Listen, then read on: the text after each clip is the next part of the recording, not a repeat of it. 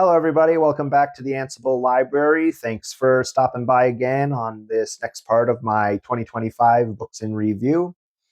And this episode, we finally done it. We haven't caught up to what I'm currently reading, but we've caught up to the books I was reading at the time when I first decided to start this channel.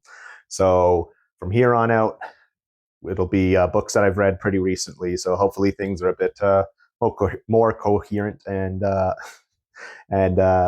more streamlined. But thanks for sticking with me through this as I figure out sort of my format, my clean up the pictures, the videos, and as I figure out this whole booktube journey. So thanks for once again keeping with me, and let's just hop right in.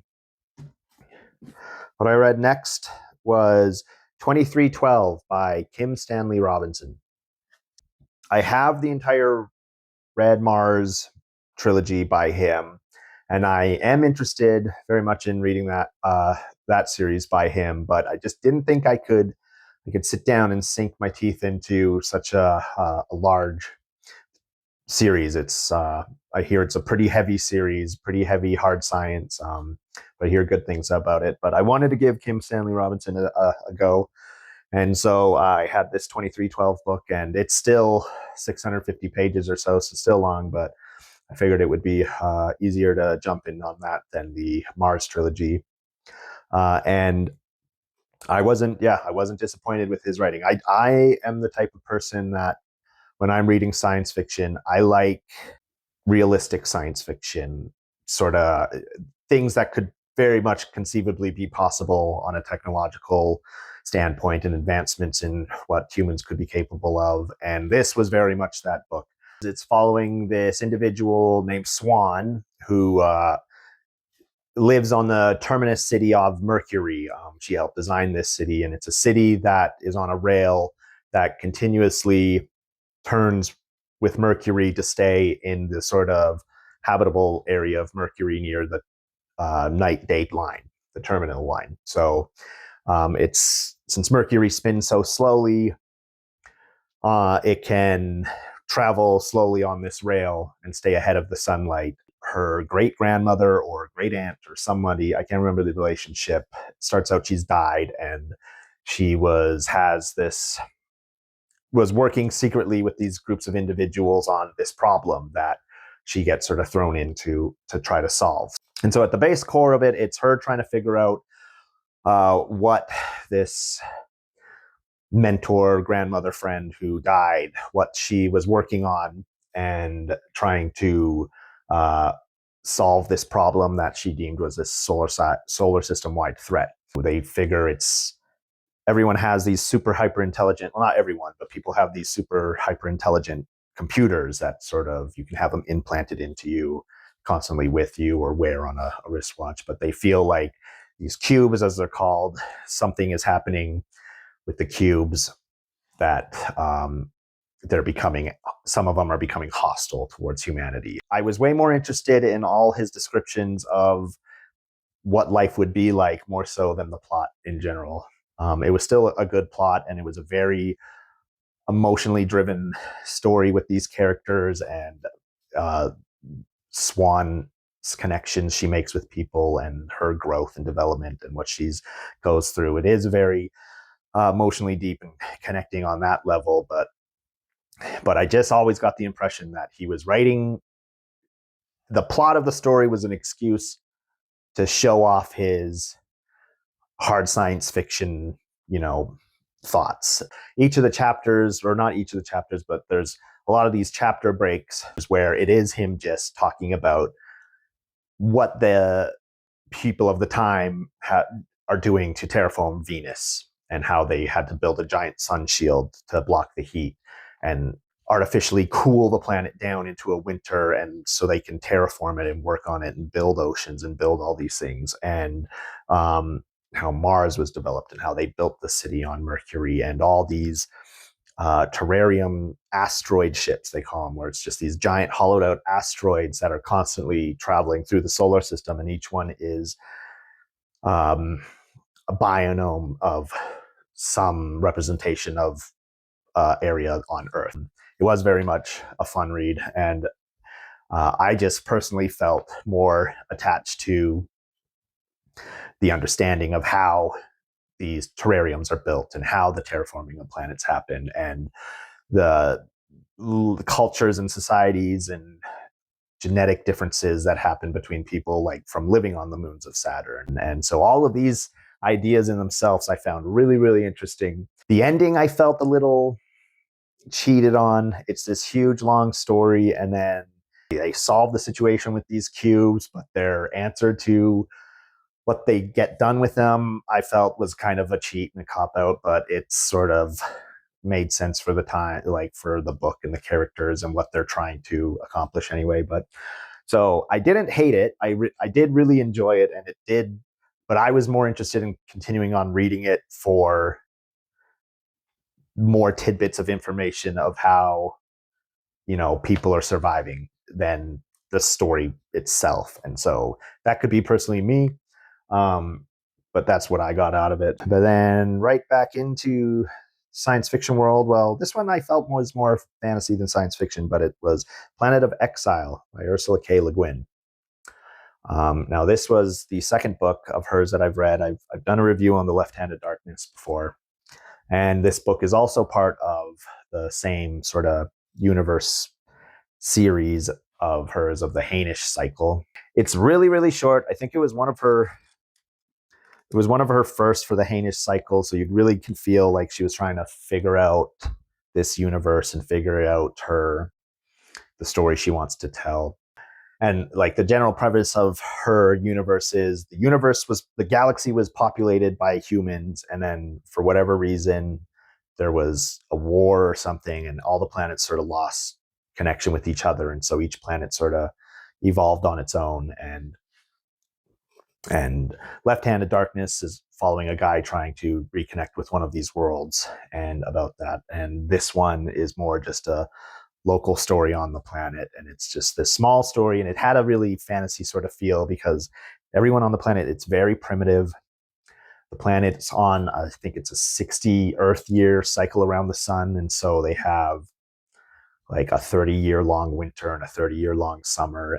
And the story starts with them coming up on one of these winter seasons, and the primitive sort of inhabitants of the planet are, you know, building their underground burrows that they do for this and stockpiling on food, and there's this rumor of this horde from the northern areas. All the hordes and savage tribes or whatever are banding together and moving south, and they're overrunning the place. And near the main characters' winter city that they're building, there's this other establishment, and it is inhabited by a race of people from the stars that were going around making these connections, finding these planets again, trying to figure out if they could be, you know, used in an upcoming war or stuff like that. But these inhabitants, they made a colony on it, and for whatever reason, they get left there and the ship doesn't come back to get them. And the laws of them state they can't have any technology higher than what the local population has. So they're also living in sort of a primitive time. And it's been generations and generations, and the colony is slowly dying and withering out, and because they can't interbreed with the local population. And so there is this sort of two sides of a primitive and a more advanced race on the planet. But like their advancements is more like socially structure advancements and than actual technological advancements. And it's just about these two sort of different races of man having to work together to survive this horde. And it was just a short little read, and it was interesting enough to read. I did enjoy way more the little tidbits of information that she's throwing in there about this greater story and about this greater universe. And that's what I found I enjoyed from reading it. And so it was fine. It really felt like, she's trying to figure out what she wants to say and what she wants to flesh out into a more bigger story. But it was still good. She's still a great writer, and it's still, for the length of it, you still can connect with the characters and understand their plight. The next one I have read so far was Rokinon's World, which is another Hainish cycle book. All the books I have by her, I think, are Hainish cycle ones. So hopefully I'll get more of that story that I'm craving from piecing all the little informations together. So yeah, we'll continue on. And last up that I read this episode, I know I'm late to the game with it, but I read The Three Body Problem by Cixin Liu. I hope I'm pronouncing that right. And I've heard a lot of sort of mixed bags on this on booktube and some of the videos I've watched about it, where some people hate it, some people love it. I think majority of people like it a lot, and for the most part, I feel like I did enjoy it. I feel like I liked it more than hated it. There was some aspects of it that, yeah, I weren't for me. And basically, it's about all sort of advanced science and scientists on the planet all of a sudden stop. Like, particle physics stop making sense. The rules of physics seems to break. Prominent science figures are seeing this image of a countdown wherever they look. They can't get away from it, and it's counting down, and they don't know what's going to happen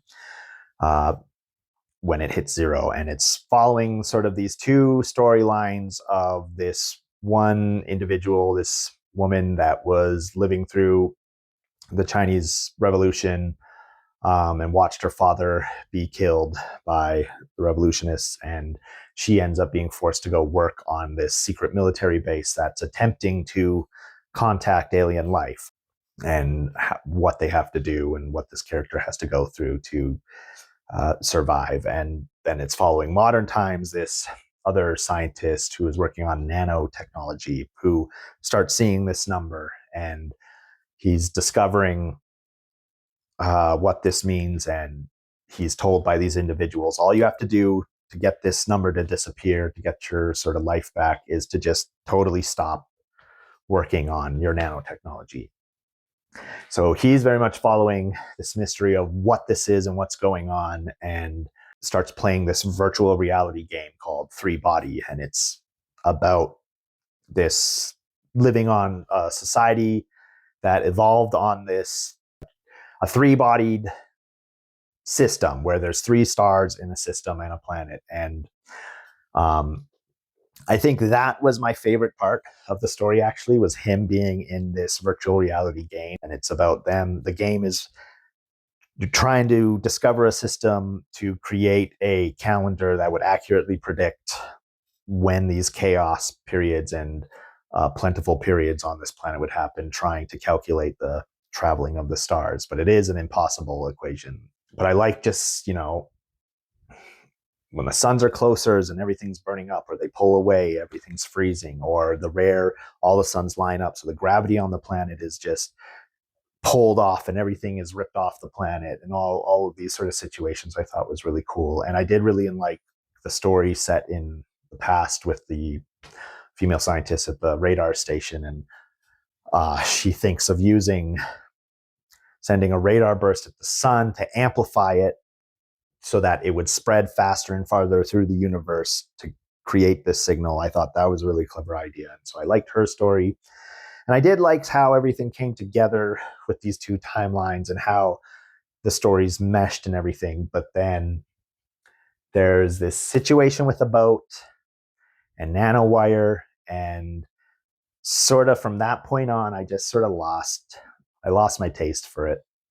And I don't know, like, it just became, I just didn't feel it anymore. And I finished reading it because I was almost done it anyway. But when it's sort of known what's actually happening and how the Trisolarians are manipulating the science and stuff on Earth, I thought it was a neat idea, but it seemed so far-fetched and so crazy that it wasn't for me, and I just sort of lost interest in it. I think it had its merits. It had an interesting story, but just the things that made me interested in it when it was sort of those parts were resolved. I just didn't have the taste for it anymore. So I don't know. I had a lot of mixed feelings on it, but I'm not disappointed I read it. I'm happy to have read it. So, but that's it for today, everybody. Thanks for once again stopping by. Please feel free to subscribe and share, and check out some of my other stuff. I will be doing some other types of videos probably coming up soon. My sort of video output's going to slow down a bit once I catch up to what I'm actively reading. So there'll be some other sort of themes and things going on that I'm going to try. So please stick around, and hopefully we'll see you again. Thanks. Bye.